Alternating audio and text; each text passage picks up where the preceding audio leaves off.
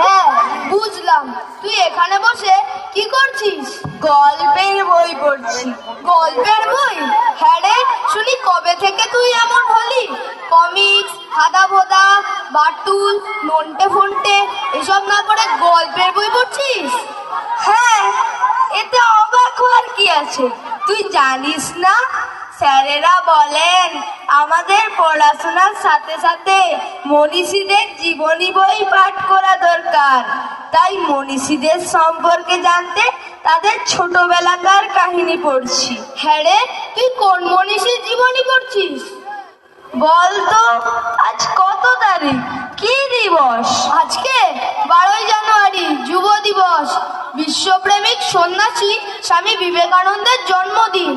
তাহলে বুঝতে পেরেছিস, আমার পড়ার বিষয় ছিল বালক বিলের স্বামী বিবেকানন্দ।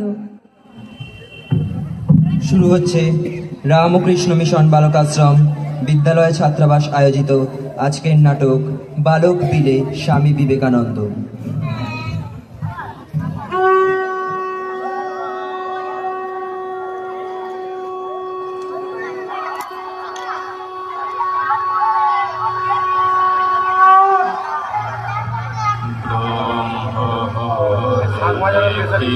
পরমাণু সর্বভূতে সেই প্রেমময়, মন প্রাণ শরীর আর পান কর সখে এ সবার পায়, এ সবার পায়।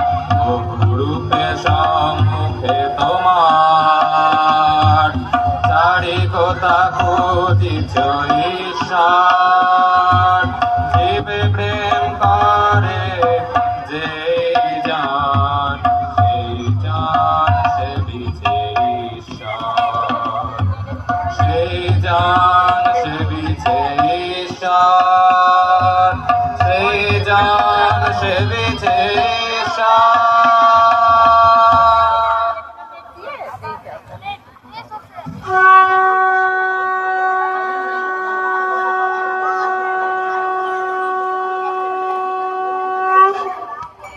আমি বিবেকানন্দ, জগৎ আমাকে এই নামেই চেনে।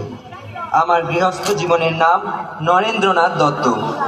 12ই জানুয়ারি 1863 সোমবার সূর্যোদয়ের প্রাক্কালে আমার জন্ম।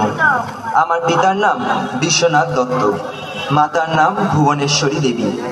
আমি ছেলেবেলায় ছিলাম খুব ডানপিটে ও সাহসী। একদিন বন্ধুদের নিয়ে প্রতিবেশী রামরতন বাবুর বাগানে খেলতে গেলাম।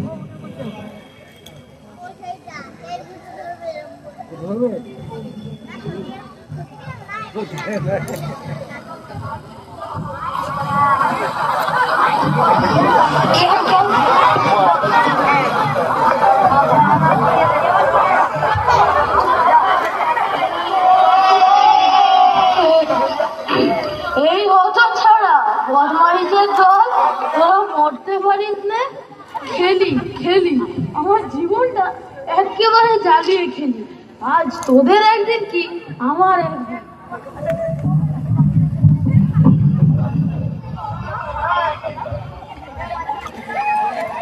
না, এভাবে আর পারা যায় না। একটা ব্যবস্থা আমাকে করতেই হবে।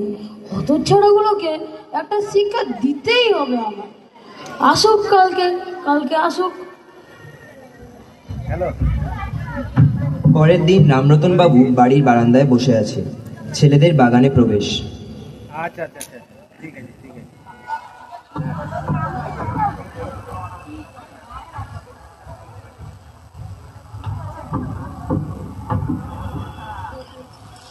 এই যে ছোড়ো দল, এদিকে আয় দেখিনি।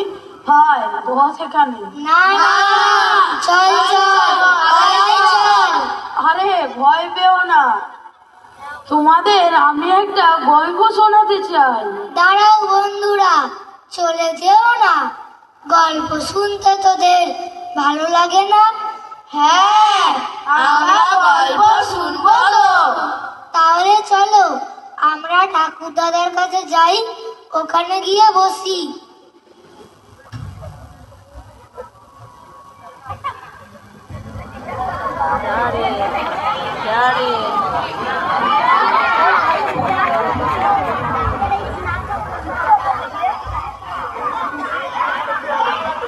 শোন, ওই যে গাছ দেখছিস ওখানে কে থাকে জানিস? কে থাকে ঠাকুর দাদা? এক ব্রহ্মদত্তী। যেমন তার চেহারা তেমন তার চোখ, লা বড় বড় দাঁত, বের করে এগিয়ে আসতে আমি ভয়ে আমাকে এসে বললো, তোরে নয় রে বুড়ো, বাগানে খেলতে আসা ওই কচি বাচ্চাগুলোর ঘাড় মুটকাতে যায়। নরেন, চল আমরা পালাই। দূর, তোরা যা, আমি যাব না। না রে নরেন, তুইও চল, আমরা সবাই বাড়ি ফিরে যাই।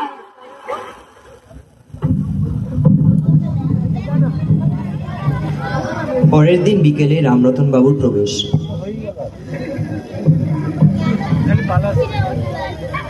মনে হয় ঔষধে বুঝি কাজ করেছে।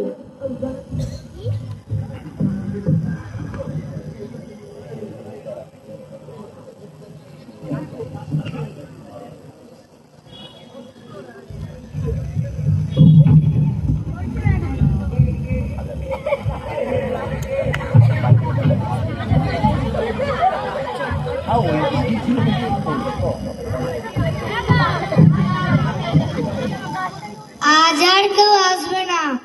ওরা বোধহয় ব্রহ্মদত্তীর ভয় পেয়েছে।